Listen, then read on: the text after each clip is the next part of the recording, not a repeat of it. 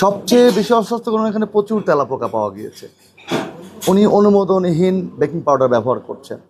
ওনার যারা খাদ্যকর্মী food personal আছে তারা ব্যক্তিগত স্বাস্থ্যবিধি মানছে না, হ্যাট পড়ছে এলোমেলোভাবে, সঠিক নিয়মে পড়ছে না, চুল পড়তে পারে খাবারে।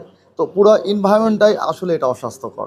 আমরা দুটো ডিপার্টমেন্ট একসাথে যৌথ মনিটরিং এবং অভিযান কার্যক্রম পরিচালনা করছি। বাংলাদেশ নিরাপদ খাদ্য কর্তৃপক্ষ এবং জাতীয় ভোক্তা অধিকার সংরক্ষণ দপ্তরের যৌথভাবে আজকে আমাদের নিয়মিত মনিটরিং অংশ হিসাবে আজকে আমরা জামান রেস্টুরেন্টে এসেছি।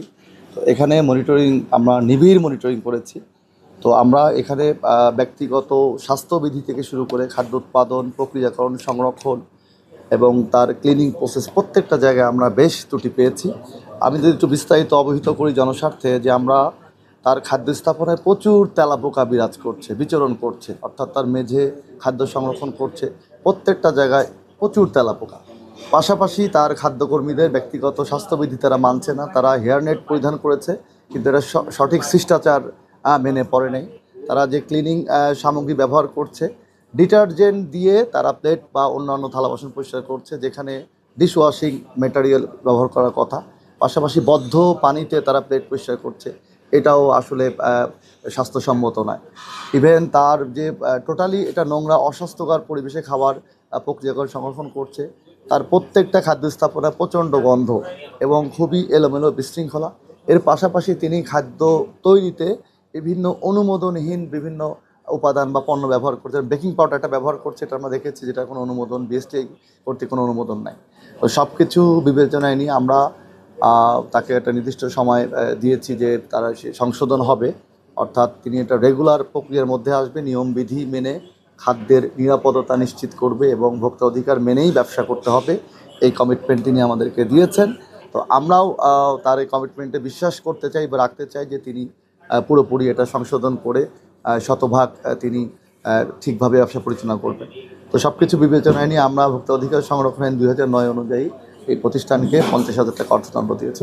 আমরা দেখেছি জামানে আগে অনেকবার জরিমানা করা হয়েছে, এক্ষেত্রে আসলে তারা কি বলে?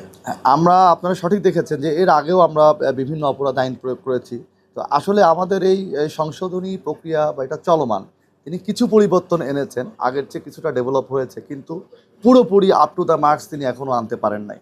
তো এই জন্য আমরা এই মনিটরিং এটা চলমান থাকবে এবং আমাদের কার্যক্রম অব্যাহত থাকবে জনস্বার্থে। কোন জিনিসটা সবচেয়ে বেশি অস্বাস্থ্যকর বলে মনে হয়? সবচেয়ে বেশি অস্বাস্থ্যকর এখানে প্রচুর তেলাপোকা পাওয়া গিয়েছে। উনি অনুমোদনহীন বেকিং পাউডার ব্যবহার করছেন। ওনার যারা খাদ্যকর্মী ফুড পার্সোনাল আছে তারা ব্যক্তিগত স্বাস্থ্যবিধি মানছে না, হ্যাট পড়ছে এলোমেলোভাবে, সঠিক নিয়মে পড়ছে না, চুল পড়তে পারে খাবারে। তো পুরো এনভায়রনমেন্টটাই আসলে এটা অস্বাস্থ্যকর। এটা খাদ্যের নিরাপদতা হুমকির সম্মুখীন এবং সেবা গ্রহীতা বা ভোক্তাদের জীবন নিরাপত্তা বিপন্ন হওয়ার যথেষ্ট সম্ভাবনা রয়েছে। আচ্ছা, বেরাম হোটেলে কি একটু নজর দেওয়া যাবে কিনা? আচ্ছা, আমরা এখানে স্পেসিফিক কোনো হোটেলের নাম বলতে চাই না। আমরা সব হোটেল সব কিছুই আমাদের নজরদারিতে আছে এবং আমরা এটা প্রত্যেকটা প্রতিষ্ঠানেই আমরা আমাদের শিডিউল অনুযায়ী আমরা এটা মনিটরিং করে থাকি এবং আমরা ফলো আপের জন্য একাধিকবারও মনিটরিং করে থাকি।